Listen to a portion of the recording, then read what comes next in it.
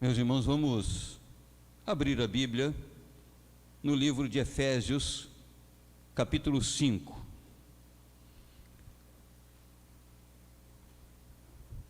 Vou ler em Efésios capítulo 5, os versículos 22, 25 e 32, e ainda em 2 aos Coríntios, ou segunda carta de Paulo aos Coríntios, capítulo 5, versículo 14.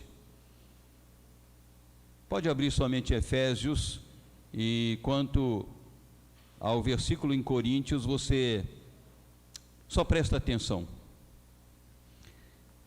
Eu vou ler esses 3 versículos em Efésios, mas mais uma vez eu vou estar explorando o texto. É que esses 3 versículos é a base bem essencial daquilo que eu quero compartilhar com os irmãos nesta noite.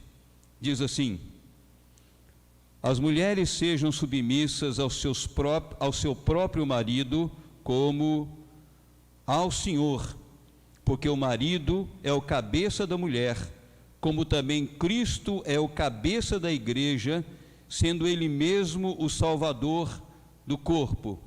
Agora o versículo 25, desculpa, eu li o 23. Maridos, amai vossa mulher, como também Cristo amou a igreja e a si mesmo se entregou por ela. E ainda o versículo de número 32, grande é este mistério, mas eu me refiro a Cristo e à igreja. E ainda, 2 aos Coríntios, capítulo 5, versículo 14, em que Paulo escreve o seguinte: pois o amor de Cristo nos constrange, julgando nós isto: um morreu por todos, logo todos morreram, pois o amor de Cristo nos constrange. Vamos orar, vamos pedir a bênção de Deus sobre a sua palavra neste momento. Deus amado, bendito Pai, Tu és o tesouro mais precioso que nós possuímos em nossa vida. A Tua palavra é o bem tão precioso quanto o Senhor para nós que a amamos, crendo a Deus que Tu te revelas por intermédio dela.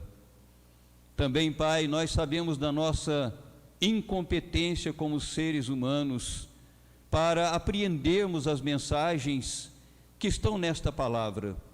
Ela foi inspirada pelo Teu Espírito, e do Teu Espírito nós dependemos para que as nossas mentes sejam iluminadas pelo Senhor, a fim de que nós possamos entender a Tua mensagem e também, ó Deus, acatarmos esta mensagem para as nossas vidas.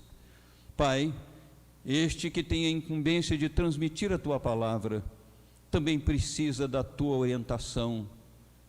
Precisa, ó Deus, muito da Tua orientação. Falar em Teu nome, ser a Tua boca, é algo de grande privilégio, mas igualmente de grandiosíssima responsabilidade.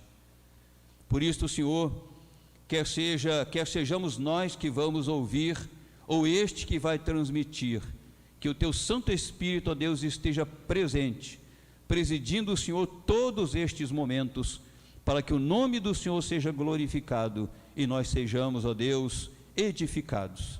Em nome de Jesus é que oramos. Amém. Meus irmãos, foi de forma proposital que o Ministério de Louvor ainda há pouco entoou o cântico Alto Preço, que normalmente nós entoamos nos dias de Santa Ceia, nós não cantamos pela manhã. Mas às vezes eu fico pensando se nós entendemos de fato aquilo que nós cantamos, ou pelo menos a gente consegue perceber a profundidade daquilo que nós cantamos. Quando nós cantamos aí, eu sei que foi pago um alto preço. Quando nós cantamos que o Senhor Jesus Cristo se deu na cruz do Calvário, se derramando, para que nós pudéssemos ser resgatados, para que nós fôssemos um no Seu nome, isto evidentemente é para causar grande impacto no nosso viver. Nós não podemos cantar este tipo de cântico com esse conteúdo, sem que de fato isso nos constranja a vivermos de forma mais comprometida e mais sacrificial, correspondendo a esse tão grande amor do Senhor Jesus Cristo, dedicado, consagrado a nós. Hoje pela manhã, após falar dos divórcios que aumentaram de forma absurda, eu disse que do Senhor Jesus Cristo nós temos um amor que é imutável. Vimos ali como Ele se sacrificou para construir a sua igreja. Vimos como Ele trabalha para embelezar esta sua igreja, como Ele cuida da igreja. Tudo isso, a ação do Senhor Jesus Cristo, através do seu Santo Espírito, para que a igreja seja viva, um corpo vivo, ligado à cabeça que é o próprio Senhor Jesus. Nós usamos este mesmo texto, capítulo 5 de Efésios, do versículo 22 ao versículo de número 33. Normalmente, como disse pela manhã, esse texto sempre é usado para ser aplicado ao relacionamento conjugal.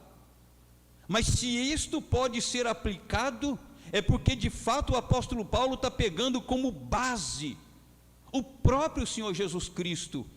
É por intermédio do Senhor Jesus, ou através do Senhor Jesus Cristo, e do seu relacionamento com a igreja, é que ele tira uma série de lições de como deve ser o comportamento do marido com a sua esposa, e como deve ser o comportamento da esposa em relação ao seu marido.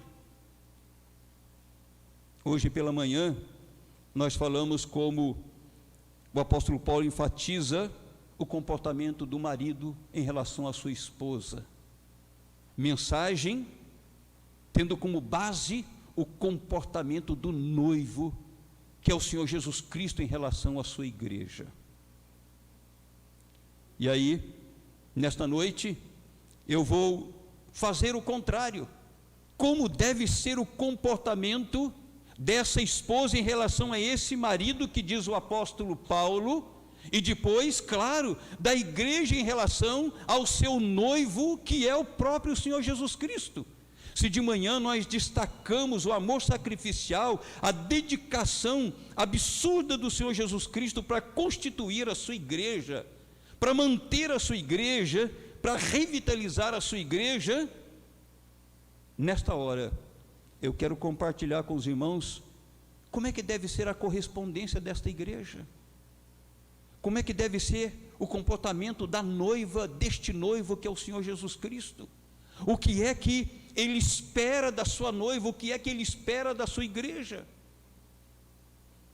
Meus irmãos, o apóstolo Paulo, olhando para a obra do Senhor Jesus Cristo, para a obra da reconciliação, segundo aos Coríntios capítulo 5, versículo 14, quando ele fala que Deus se moveu em direção ao pecador, ainda que ele não merecesse, e reconciliou este pecador consigo mesmo. Nos seus pensamentos, ele chega então e expressa, porque o amor de Cristo nos constrange, o amor deste noivo nos constrange, o amor deste marido, desta igreja, nos constrange profundamente. E esta palavra que ele quer destacar ali, e destaca, é: o amor deste noivo é tão excepcional, vai tão além da nossa concepção, que nós nos sentimos envergonhados, constrangidos diante de tão grande amor. E é assim, meus amados, que o Senhor espera que a sua esposa se comporte com Ele. É assim que o Senhor Jesus Cristo espera que a igreja, ao olhar para a sua obra de redenção a favor dela, Ele espera que a sua noiva, a sua esposa, a igreja, tenha em relação a Ele, que olhe para o seu amor e se sinta constrangida por tão grande amor, e em resposta a este amor imerecido, sacrificial, que emana da graça de Deus, esta igreja tenha de fato uma resposta que agrade o seu noivo, que exalte o seu noivo, que contente o seu noivo, que corresponda a ele como o cabeça da igreja e esse marido da igreja. Meus irmãos, eu quero compartilhar nesta noite, com base nestas palavras que foram ditas, esta mensagem, reconhecendo de Jesus o amor sacrificial, sob o tema correspondendo a este amor imutável. Você lembra que de manhã eu falei de Jesus sobre o seu amor imutável, e neste momento eu estou colocando correspondendo a este amor imutável. De manhã então eu falei sobre a dedicação deste amor sacrificial de Jesus, o qual não muda por sua igreja, e neste momento eu estou falando do comportamento desta igreja correspondendo a este amor sacrificial imutável. Correspondendo a esse amor imutável, em primeiro lugar, o que o noivo espera da sua igreja, da sua esposa, é que ela viva uma vida de sujeição da sua igreja, da sua noiva.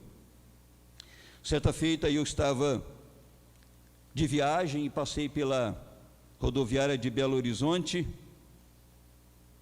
e não tinha o que ler, tinha uma pequena livraria lá dentro e eu, sondando ali alguns livros que eu pudesse comprar e ler durante a viagem, eu achei um livro cujo título era interessante, Deus é não sei o quê, mas tinha um enunciado interessante, e eu li esse livro durante toda a viagem. Resumidamente, esse livro conta, ele não é evangélico, mas a respeito de uma esposa que dedicou profundo amor ao seu marido, de tal maneira que o constrangeu, e ele então se tornou um marido extremamente exemplar. Ele era um homem de farra, de bebedeiras, de bagunça, mas dizia lá no texto, a deusa desconhecida, de que então quando ele chegava em casa, ela providenciava todas as coisas para honrá-lo, até que chegou o dia que ele disse, por que é que eu tenho que desprezar esta mulher? Por que é que eu tenho que impor a ela sofrimento, se ela age de tão grande bondade para comigo? E ali então, o relacionamento dele mudou completamente com a sua esposa, mas por causa deste comportamento exemplar da sua mulher, da sua esposa.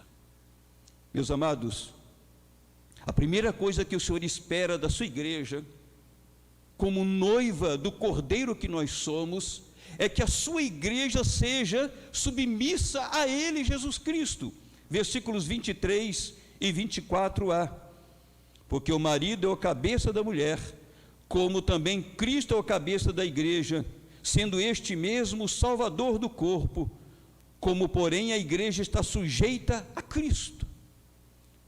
Então, no primeiro momento, o apóstolo Paulo destaca uma vida de submissão ao seu marido, estando ela, juntamente com seu marido, numa missão junto da sua família, ou a favor da sua família, e depois o apóstolo Paulo acrescenta, como porém a igreja está sujeita a Cristo.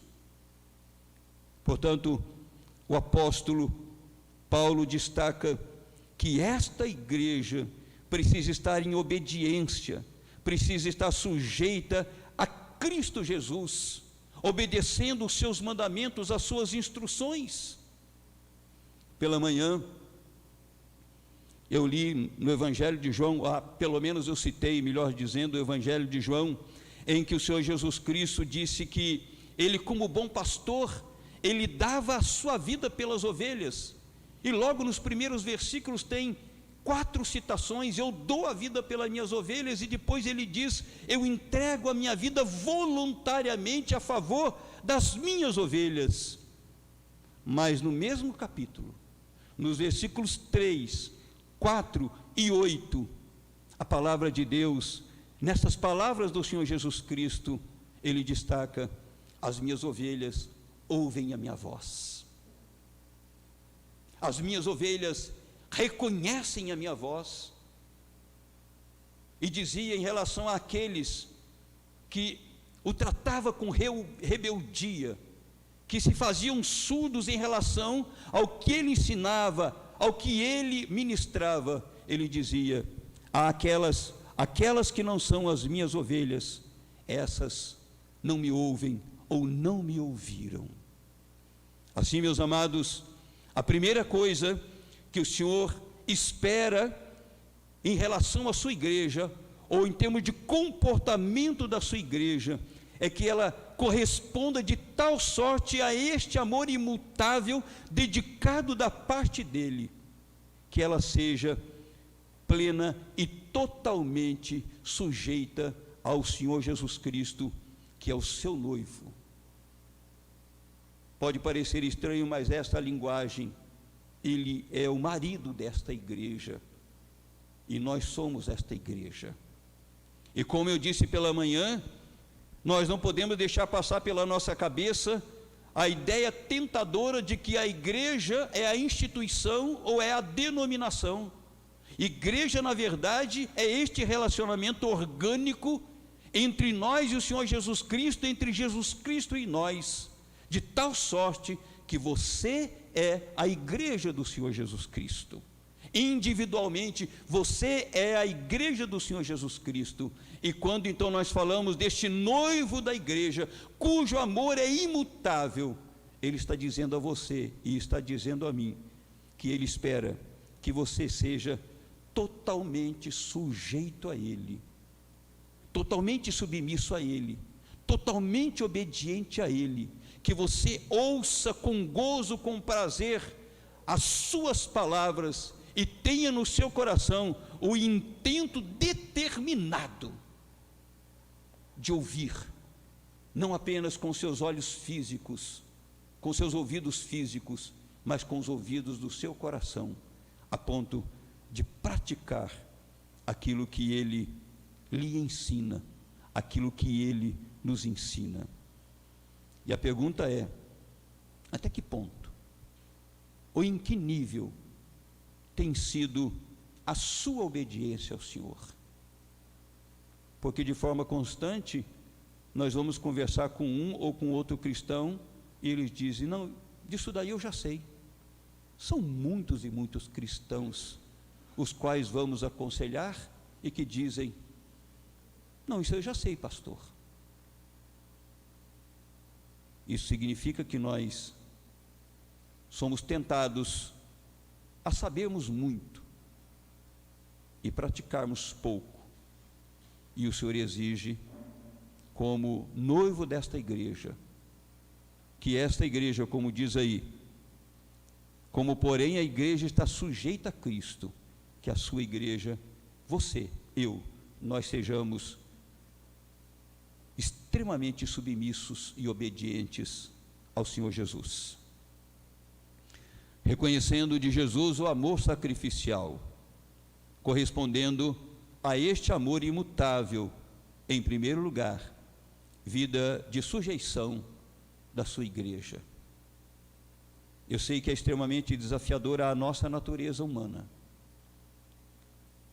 Eu sei que nós somos extremamente desafiados a vivermos a palavra de Deus neste mundo e com a natureza que nós temos. Mas uma coisa é certa, e é esta a nossa esperança, de que o Senhor, através do seu Santo Espírito, Ele nos capacita para que nós, de forma, diria, poderosa, sobrenatural, milagrosa, não gosto de usar muito essas palavras, mas nos capacita para que nós vivamos a sua palavra, obedeçamos a sua palavra em detrimento deste mundo que se impõe sobre nós com as suas práticas e com os seus valores.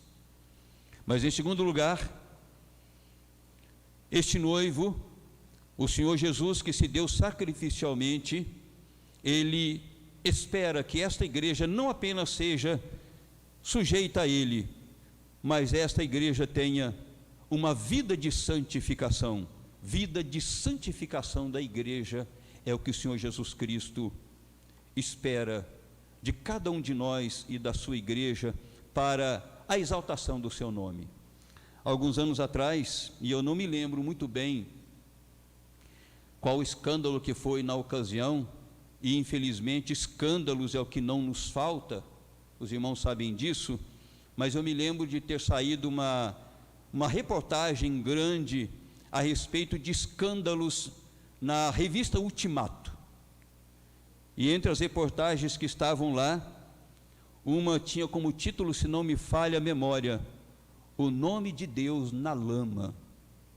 Isso porque, mediante os escândalos que estavam acontecendo de forma recorrente, então esta revista discutiu esse tema em sua totalidade, e numa de suas reportagens ele estava dizendo que o nome do Senhor era atirado na lama por causa do comportamento daqueles que não viviam os valores de Deus nesta sociedade decaída, contaminada e gerenciada, dinamizada pelo pecado e pelos valores do pecado. E é isso, meus amados, que o Senhor espera da sua igreja. Versículos 25 e 26: Maridos, amai vossa mulher como também Cristo amou a igreja e a si mesmo se entregou por ela, para que a santificasse, tendo-a purificado por meio da lavagem de água pela palavra. Então, desta forma também destaca a palavra de Deus a respeito do Senhor Jesus Cristo, que amou a igreja a ponto de se entregar por ela. E aí então a contrapartida, a correspondência desta igreja pela qual Cristo morreu e pela qual Ele se sacrificou. Destaca o versículo de número 26, para que ela vivesse uma vida de santificação, uma vida de pureza perante o Senhor. O texto destaca o Senhor Jesus Cristo se entregando por ela. O texto destaca para que esta igreja se santificasse por Ele. E é interessante, ou para Ele, e é interessante que esta palavra santificasse, da maneira que é colocada aqui, da maneira que eu estou colocando aqui, nem aparece no nosso vocabulário, pelo menos eu não vi. Você coloca no computador a palavra santificasse, ele sugere uma outra palavra, porque isso não está no vocabulário do mundo.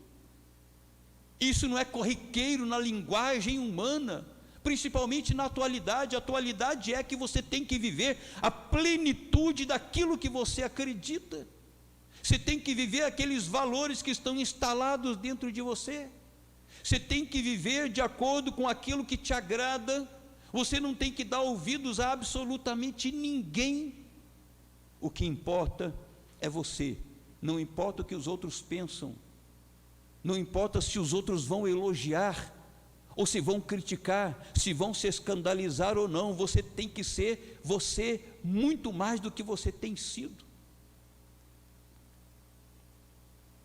Mas para nós os cristãos, para nós que estamos neste mundo, cujo pensamento corrente é de que você deve dar a plenitude total para que o seu coração dite as normas do seu viver. Nós, segundo esta palavra, na contramão do mundo, nós pertencemos a esta igreja por quem Cristo se entregou, pela qual Cristo morreu, para que nós então vivamos esta vida separada deste mundo, que é a definição de santificação, uma vida limpa, lavada por intermédio do sangue do Cordeiro. Mateus capítulo 5, do versículo 13 ao versículo 16, lá no Sermão do Monte, texto muito conhecido de todos nós. Claro, já 2000 anos atrás, o mundo jazia no maligno. Assim já destacava o apóstolo João. O mundo já estava em trevas desde que ele caiu em Adão e Eva. E neste momento, então, o Senhor Jesus Cristo destaca que aqueles para os quais ele estava falando, aqueles que seriam a base da sua igreja, e trazia o pensamento celestial para a terra, de que eles deveriam ser o sal da terra, e deveria ser a luz do mundo, para que a terra pudesse ter paladar em relação a Deus, e pudesse ter a luz que refletisse a glória de Deus.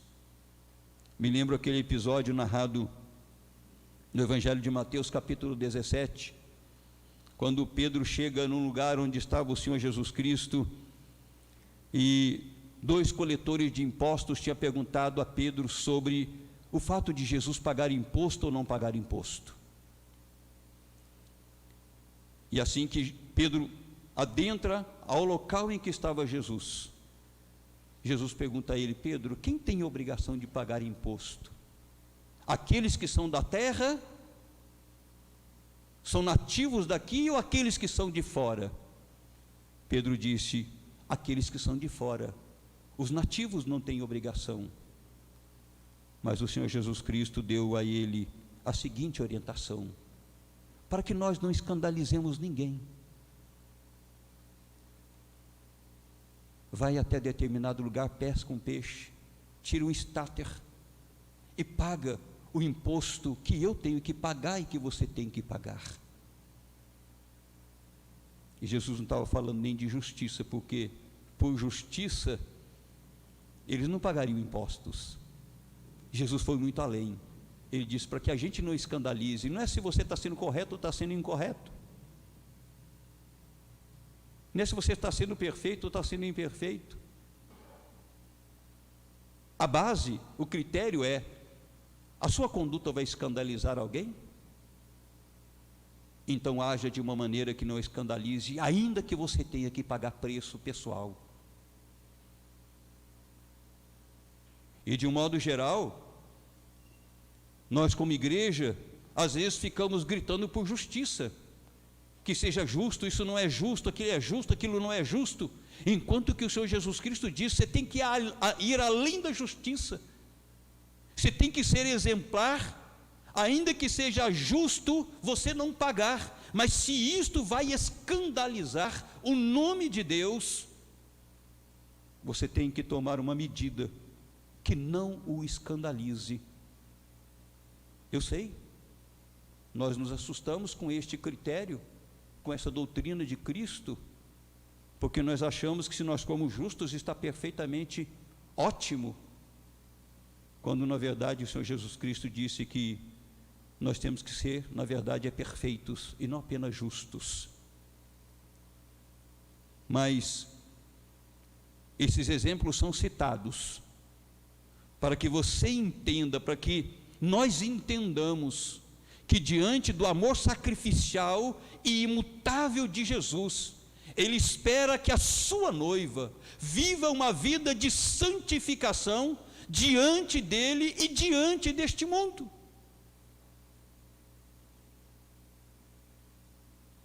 E para nós não irmos longe na discussão, porque talvez você esteja: pastor, eu não concordo com esse critério de justiça que o senhor citou, não.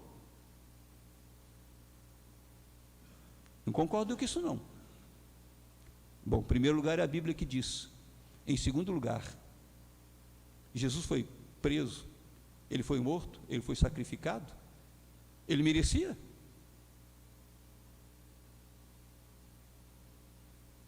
Ele foi absurdamente injustiçado, minha gente, por causa de você e de mim. A vida, envergonhado, humilhado, sofreu fisicamente, sofreu emocionalmente, sofreu fisicamente, psicologicamente, espiritualmente, a ponto de suar gotas de sangue no mais profundo da angústia.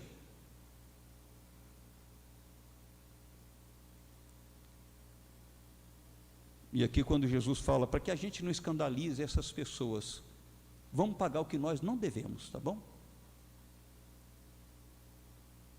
Ser cristão, com certeza, é muito além de você ser justo no seu serviço, na sua escola, na sociedade, na sua família. Significa que muitas vezes você tem que tirar de você mesmo, para que o seu ente querido, para que o seu colega de trabalho e de escola não fique escandalizado com as suas reações de justiça, que às vezes briga, discute, joga as coisas pelo chão, dá troco. Uma igreja santa, que seja este o motivo da nossa vida, da vida de cada um de nós, para a glorificação do nome de Deus e não para o vexame.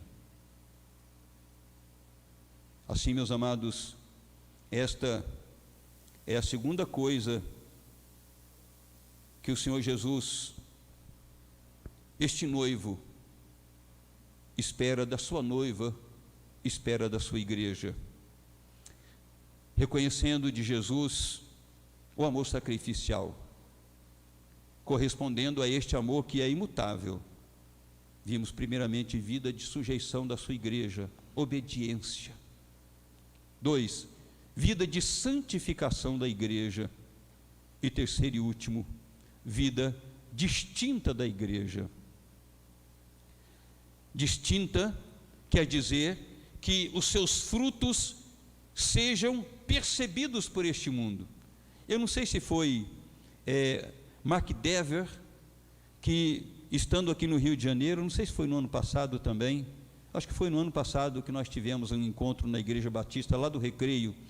Nós tivemos 2 preletores de fora, e acho que foi ele que contou uma história muito interessante, de como aquelas pessoas que vivem uma vida distinta deste mundo, cuja vida glorifica o nome do Senhor, causa impacto. Eu acho que foi ele que contou, sendo pastor numa das igrejas em Nova York, ele tem lá um membro da igreja que trabalha num canal de televisão respeitado na cidade. E aconteceu então que este, que pertence à igreja do Mark Dever, ele trabalhando e tendo pessoas que auxiliassem, uma destas pessoas, obedecendo a este membro da igreja, executou um serviço da maneira que ele orientou. O presidente, então, daquela emissora de televisão importante, diante de um erro crucial, chamou a este membro da igreja e falou para ele que aquele erro tinha sido absurdo, um erro imperdoável diante de uma emissora de televisão tão respeitável, e que então era para ele demitir aquela jovem que teve papel importante, crucial nesse tipo de trabalho. Ele então se dirigiu ao diretor, ao presidente da empresa e falou: o culpado fui eu, o culpado não foi ela, fui eu que determinei que ela agisse desta forma, de modo que eu solicito ao Senhor que não tome essa medida drástica com ela, porque esta conta é minha. Esta pessoa não foi demitida, e não sei como ela ficou sabendo deste acontecimento, e esta jovem então foi procurá-lo e perguntar por que é que ele a tinha defendido diante daquele alto executivo, por que ele falou em nome dela, por que a defendeu, e ficou insistindo com ele para que ele dissesse o porquê, e ele não dizia. Ela disse: olha, eu sei que existem pessoas que fazem assim porque querem tirar proveito sexual, quer tirar proveito assim, assado, etc, etc, mas por que é que o senhor fez isso? Depois dela muito insistir, não tendo mais por onde correr, ele respondeu para ela e disse: sabe, eu sou um cristão e procuro ser criterioso nas minhas condutas, e eu fui a pessoa que errou diante de você, e diante disso que aconteceu, eu assumi a minha responsabilidade diante daquele que está sobre nós. Então não tenho nenhum interesse a não ser que a verdade transpareça, a verdade seja evidente. Por que Mark Dever colocou essa ilustração? Para mostrar que esta jovem já estava frequentando há algumas semanas a sua igreja, e um dia depois do culto, ele se dirigiu àquela jovem para conversar um pouquinho com ela e perguntar por que é que ela estava lá. Então ela contou essa história dizendo que a maneira com que o cristão dentro daquela igreja se comportou com ela lhe trouxe um impacto profundo na vida e na sua alma, de tal maneira que ela acreditava em Deus, na verdade de Deus e na igreja do Senhor Jesus. A conduta dele distintiva em relação às outras pessoas, que quando tem glórias traz para si, mas que quando tem perdas são terceiros. E aquele servo de Deus assumiu para si toda a responsabilidade. Meus irmãos, o que é que o Senhor espera da sua noiva? O que é que o Senhor espera da sua esposa? O que é que o Senhor Jesus, cujo amor é imutável e sacrificial, espera de cada um de nós? Que a nossa vida seja distinta aí fora, que a nossa vida seja distinta das demais pessoas com as quais nós convivemos e transigimos na nossa história. Em versículo 27, vou citar a base bíblica. Depois fala então de Cristo se entregar pela sua igreja, e depois fala então de uma igreja santificada, e aí depois fala para apresentar esta igreja a si mesmo como gloriosa, sem mácula, sem ruga, ou coisa semelhante, porém santa e sem defeito. Um perfil diferente daquele perfil quando Cristo não tinha se sacrificado por ela. O que ele espera é que esta igreja viva sem mácula, de tal maneira que o nome dele seja glorificado, que esta igreja ela seja santa e sem defeito perante ele, sendo distinta neste mundo. Em Apocalipse capítulo 14, nós temos ali o final de uma sessão. O livro de Apocalipse é separado em 7 sessões. Cada sessão, primeira sessão, capítulo 1 ao capítulo 3 tem um começo, e no final do capítulo 3 tem um fim. Depois segunda sessão, 4 ao 6 tem um começo e tem um fim, e assim por diante até chegar ao capítulo 22, que no capítulo 19 tem o começo, e nos capítulos 21 e 22 tem o final, mas só que daí já é o final fatal, ou seja, vão tendo começos e fins mais moderados, até que chegue ao capítulo 19, 20, 21 e 22, e tenha então o final definitivo do mundo. E nesse capítulo 14, está no final desta quarta sessão, se não me falha a memória, e lá então fala daqueles que foram comprados pelo sangue do Cordeiro, e que eles estão ali cantando uma música que somente os redimidos conseguem cantar. E a expressão lá neste texto é de que estes foram comprados pelo sangue do Cordeiro. Eles não foram contaminados por este mundo, eles foram redimidos pelo Cordeiro, e estes não têm mácula perante o Cordeiro, e vivem a verdade e falam a verdade. Ou seja, aqueles que pertenciam aos 144 mil salvos e redimidos, o número da inteireza da igreja de Cristo, portanto retratado de forma simbólica. Estes, porque eles foram distintos, estes então foram recolhidos aos celeiros do Pai, enquanto que aqueles outros, eles foram julgados e foram cobrados de tal maneira que o seu sangue estava derramado por quilômetros e quilômetros de distância. Estes que não alcançaram a salvação, a redenção, por intermédio do Cordeiro, que não é outro senão o Senhor Jesus Cristo. O Senhor espera, portanto, que a sua vida, que a minha vida, que nós tenhamos uma conduta tal que nós sejamos distintos neste mundo.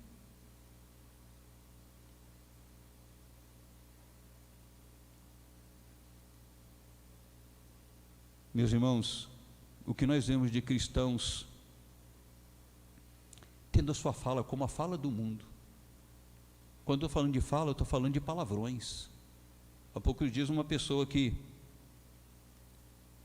estava como líder na sua igreja disse a mim que até pouco tempo, de 10 palavras que ele falava, 6, 7 era só palavrão. Eu falei, não dá para entender. Pegue os nossos adolescentes jovens jogando futebol lá na vizinhança, quanto palavrão sai. Comportamentos que não têm distinção nenhuma se somos cristãos ou não somos cristãos. Às vezes usamos os mesmos artifícios do mundo, as mesmas artimanhas do mundo, o mesmo comportamento do mundo, as mesmas palavras do mundo. Nós buscamos aquilo que o mundo busca, nós estamos sob pressão de modismos de lazer, até mesmo de vestimentas. Não, meus amados, o noivo quer o melhor da sua noiva, que é a sua igreja. Assim, cada ação nossa, nós precisamos nos perguntar: eu estou agradando o noivo? Eu estou agradando a Jesus? Reconhecendo o amor sacrificial de Jesus, correspondendo a este amor imutável. Como já disse pela manhã, eu destaquei aqui, quão excepcional. Não existem palavras que possam narrar o amor tão grande de Deus em Cristo, pela sua igreja, por você. E Ele espera, a partir desse mesmo texto, nesta noite, que você corresponda a esse amor imutável. Encerrando, eu conto-lhe uma história para nós imaginarmos. Imagine, por exemplo, e não é nem para você rir, nem para você desdenhar, e não é para você dizer, se fosse assim, mas imagine que você tenha, não um marido perfeito, mas exemplar, que viva sacrificialmente para você, e por você, esposa, que faz do extremo para que você possa ter todo o seu suprimento, possa viver uma vida menos cansada, enfim, ele seja dessa forma com você. Imagine que ele cuide de sua vida de tal maneira que ele lhe estimule a tudo. Você está muito bem de saúde, está muito bem fisicamente, lhe compra o que é necessário para você se alimentar da melhor maneira, paga a sua estadia numa academia para você estar bem fisicamente, enfim, vive lhe estimulando, não como alguns que têm ciúme, né? Você não pode ir na academia sozinha, né? Tem muitos assim, mas estimula para que você esteja muito bem. E esse marido, ele seja uma pessoa que, de forma muito constante, investe na totalidade para o seu bem-estar, para a sua alegria, para a sua felicidade, já que você é parte do seu corpo, e não tem como você rejeitá-la, ou dispensá-la, ou desprezá-la. Eu imagino que o marido que seja exemplar, que vê o melhor para sua esposa, que cuida dos detalhes e nos detalhes, e que a ama como ama a si mesmo. Tenho certeza, pelo menos eu penso que ainda resta uma esperança de que essa esposa vai querer corresponder a esta dedicação do marido. Vai lá eventualmente fazer a comida que ele mais gosta, vai preparar uma mesa muito bonita, e não adianta ser marido ser tão duro, tão besta de falar assim, pô, para que isso, né? Tem uns que fazem isso, né? Para que isso? Né? Para que essa bobagem, né? Mas que você prepare, eventualmente você prepara aquele jantar que ele gosta, bota umas velas, não é? Você vai querer corresponder a tudo que seu marido lhe faz. E você vai conhecendo a ele, querendo em todos os sentidos fazê-lo extremamente feliz em resposta ao que ele é para você.